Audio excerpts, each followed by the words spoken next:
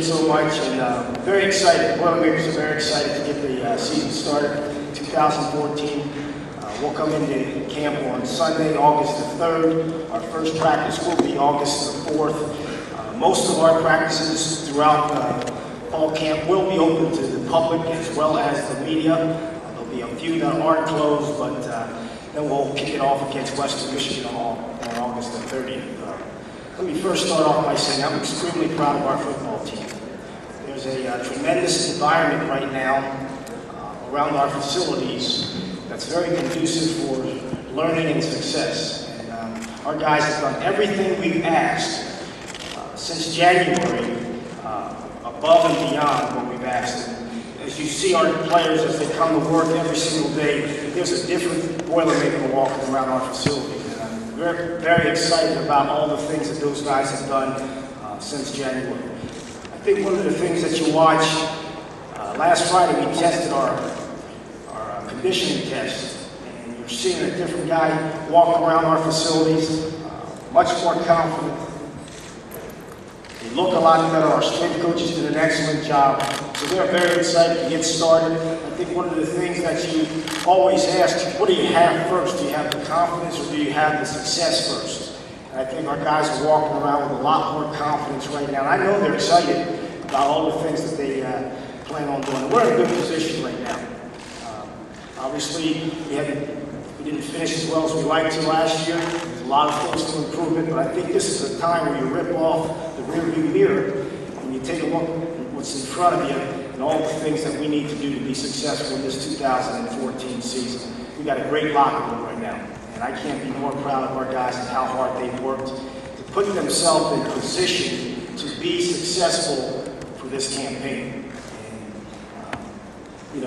I think this off-season's new rule of being able to use 2 hours to meet with our guys couldn't have come at a better time. Because what we've seen, we used it as a staff to meet with our younger guys, to get those guys caught up.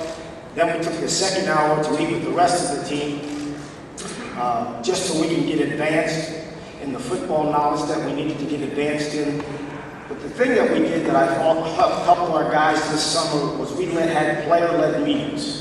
And what those guys did was, and you always are concerned, do they know the material well enough to teach it to each other? And just being able to advance their knowledge of what we're doing offensively and defensively in the kicking game. But you can see we made tremendous strides this offseason because of the new rule this summer. So we're excited to get going. I know our coaching staff is excited. We're going to do some things structurally a little bit different offensively. That'll help our guys, our personnel.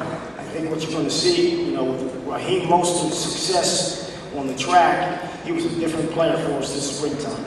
Played with a lot more confidence, played more physical.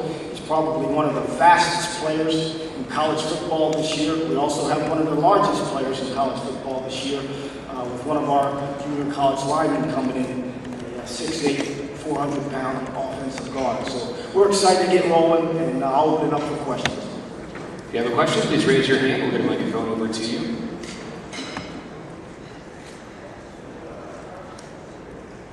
Start back, stage left. Do you get the feel Purdue's starting to invest more into the football program, the resources? I'm sorry, I can't see where you are. Right here. Do you think Purdue, or is the school starting to invest more into the football program? Oh, absolutely. I have had many meetings with Morgan Burke, and it's very important to him for Purdue to have success on the football field. And we've talked extensively about the things that we need to do to get to that level we need to get to. And we're working in that direction, absolutely. I have a question on the aisle here, stage right, Coach. Coach, Jim Cotter, Danville Commercial News. Talk a little bit about your second season at the helm. I mean, first season, you're new to the program. You don't do as well as you want to, but things are, you got a lot of players coming back. Talk a little bit about what that means and what you look forward to this year as you start your second season. Here's the biggest thing that I've learned when you take over a program, and nobody's fault, but there's so much learning that has to happen in that first year, how you want things done. And it's not only coaches to coaches, it's coaches to players, to equipment people, to trainers.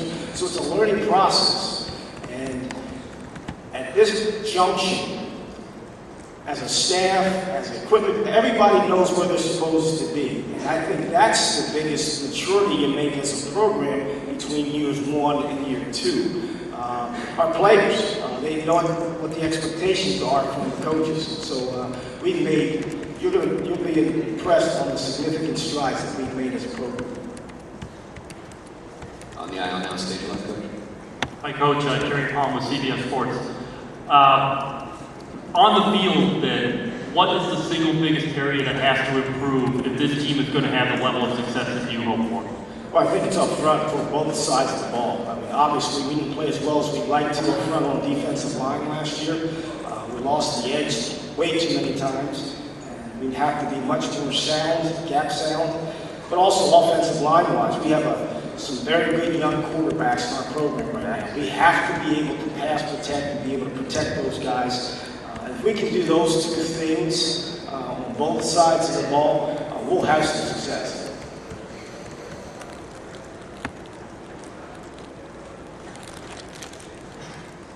If you have a question, please raise your hand. We'll get the microphone over to you down front here on our right, coach. Coach, given the depth of talent between yourself, Notre Dame, and Indiana, do you think that'll impact recruiting going forward? Well, absolutely. I think so. I think, you know, there's 300 schools in the state of Indiana that play football. So, you know, we're all fighting for that same talent. You have to go out, you got to find those 3 or 4 guys each year that can make an impact and make a difference in your program. But there's good coaches in all those places that you mentioned, and there's good recruiters. So we have to do our due diligence to make sure that we're getting the best players to help to do win championships.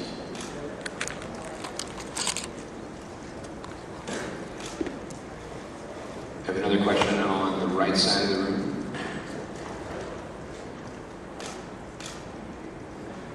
Darrell, 19 starters coming back, but how much is this camp going to thrive from a competition standpoint with some of the young kids you're bringing in?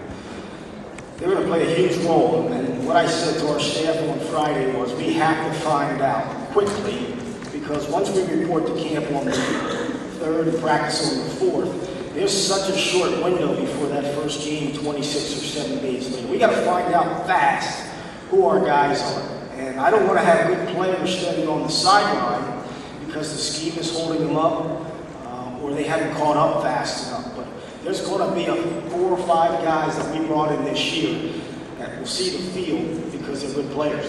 And, you know, being able to analyze and watch them this summer has really helped us to say, okay, this guy can run, this guy moves well enough to help us. Especially, you know, you look, can they help us in the offense and defense, but also in the special teams as well. Floor is open right now. Go ahead and raise your hand. We'll get a microphone over to you. Again, on our right side of the stage, right? Coach, what are your realistic expectations for this season? I mean, obviously coming off the season that you did and knowing that, I guess this isn't going to happen overnight. What are your realistic expectations, you know, both on the football field and maybe off the football field as well? You know, I don't want to sound cliche, but I want to make sure that our team comes out and competes in game 1 to get us off on the right foot. And without putting out too much, I think it's very important to understand that we're a different football team than what we were last year. Every year is its own separate entity. And until you understand that, whether you were a great football team last year, or whether you were a poor football team last year, each year takes on its own little role. And we got to make sure we separate ourselves from last year's role and move forward.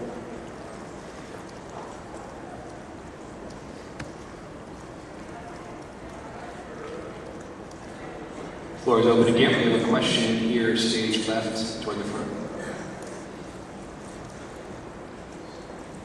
Darrell, Doug Lamarice from Cleveland.com. What, for any new coach, when is it really your program fully? Like by year 2, do you feel like you've been able to integrate everything you want to do, or does it take until you have all your recruiting classes on the field? When does it really happen? No, I don't feel like that. I thought that we had a very in-depth meeting at the end of December last year with the freshmen, sophomores, and juniors once the seniors were gone.